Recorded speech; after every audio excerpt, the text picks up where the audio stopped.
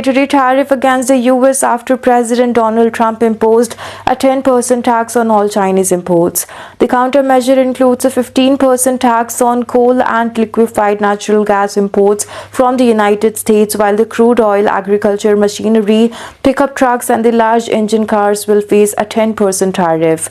These are expected to come into force next Monday. China has complained to the World Trade Organization, that is WTO, accusing the US of breaking international rules.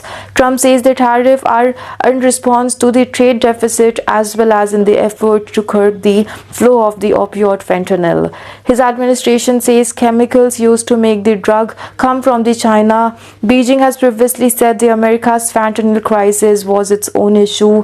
The new US tariff of an additional 10% on Chinese import came into effect on Tuesday.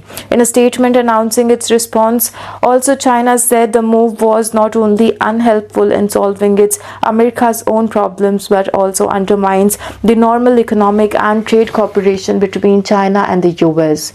Other steps Beijing has taken in response to the Trump administration's new tariff include adding more US companies to its blacklist and reliable entity list. This time, PHB Corporation, the company that owns fashion brands like Calvin Klein and Tommy Hilfiger, and US biotechnology firm Illumina have been targeted. In a statement, China's Commerce Ministry accused of the firm of discriminatory measures against Chinese enterprises. Firms added to the list may face a number of sanctions, including fines and having the work visas of their foreign employees revoked.